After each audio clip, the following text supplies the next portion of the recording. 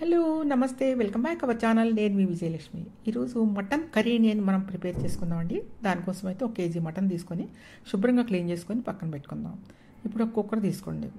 Mutton కొంచెం గట్టిగా ఉంటుంది కాబట్టి మనం కుక్కర్లో వండుకున్నట్లయితే ఒక 5-6 విజిల్స్ వేసుకున్నట్లయితే బాగా మెత్తగా ఉడుకుతుందండి ముక్క.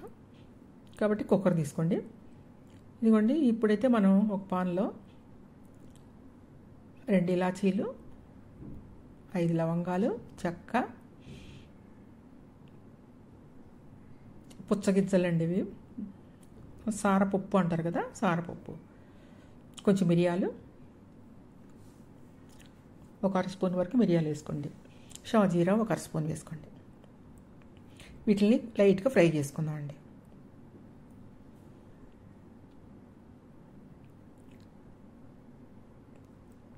లైట్గా ఫ్రై చేయండి, కొంచెం ఫ్రై చేస్తే సరిపోతుంది. కొబ్బరి ముక్కలు, ఒక కొబ్బరి ముక్క వేసుకోండి. ఒక 2-3 ఇంచుల కొబ్బరి ముక్క ఉంటే అది వేసుకోండి. గసగసాలు ఒక స్పూన్ వేసుకోండి. వీటిలన్నిటిని వేయించి పౌడర్ చేసి పేస్ట్లా చేసి పక్కన పెట్టుకోండి. ఇదిగోండి, కుక్కర్లో మీరు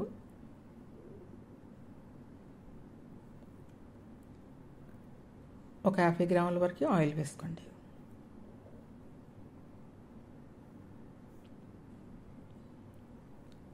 యాభై గ్రాములంటే 50 గ్రాములు కొంచెం తక్కువ వేసుకోండి. ఇదిగోండి, ఈ విధంగా వేసుకున్న తర్వాత అంటే మీరు ఎంత తింటారు ఆయిల్ అనేది, తక్కువ తింటే తక్కువ వేసుకోండి, లేదు కొంచెం ఎక్కువ తినాలి అనుకుంటే కొంచెం ఎక్కువ వేసుకోండి. ఇదిగోండి, ఈ విధంగా నూనె కాగిన తర్వాత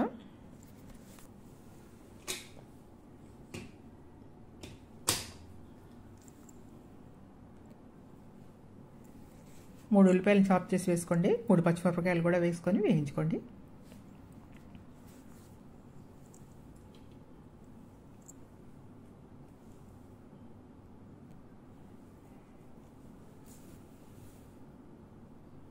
కరివేపాకు కూడా వేసుకోండి. ఒక గుప్పుడు కరివేపాకు వేసుకొని ఉల్లిపాయల కలర్ చేంజ్ అయ్యే వరకు వేయించుకున్న తర్వాత మనం మటన్ ముక్కలు క్లీన్ చేసుకున్న ముక్కల్ని ఈ విధంగా వేసుకొని వేయించుకోండి.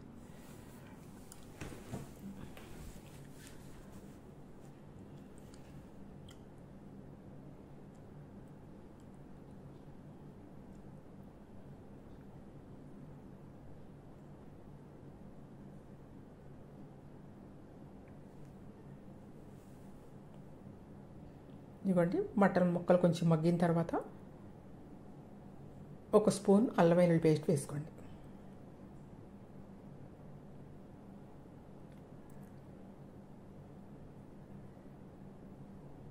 ఈ విధంగా అల్లం వెల్లుల్లి పేస్ట్ పచ్చివాసన పోయే వరకు వేయించుకోండి. 1/4 స్పూన్ పసుపు కూడా వేసుకోండి.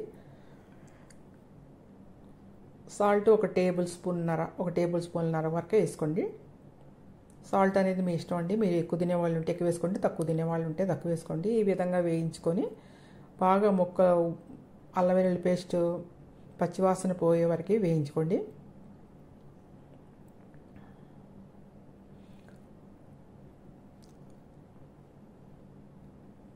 కారము 1 స్పూన్నర వరకు వేసుకోండి. మనం మిరియాలు కూడా వేసాం కాబట్టి 1 స్పూన్నర కారం వేసుకోండి.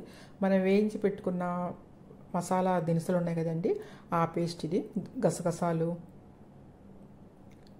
సారపప్పు అంత పేస్ట్ అండి, ఆ పేస్ట్ కూడా వేసేసుకొని కొంచెం మగ్గనివ్వండి.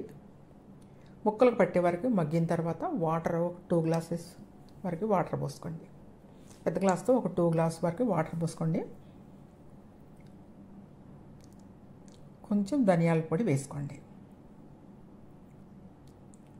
1 టీ స్పూన్ ధనియాల పొడి వేసుకొని కొత్తిమీర వేసుకొని ఈ విధంగా మీరు లిడ్లో ఉంచేసి ఒక 6 విజిల్స్ వచ్చే వరకు కూడా ఉంచండి కుక్కర్ని స్టవ్ మీదే. చక్కగా మెత్తగా ముక్క ఉడికిపోయి మంచి టేస్ట్గా ఉంటుందండి కర్రీ. చూసారు కదా, మనం వేసిన 2 గ్లాసుల వాటర్లో అయిపోయింది కూడా. ఇప్పుడు మనం సర్వ్ చేసుకుందామండి. సూపర్ టేస్ట్గా ఉండే మటన్ కర్రీ. దీన్ని మనం దేంట్లో అయినా తినొచ్చండి.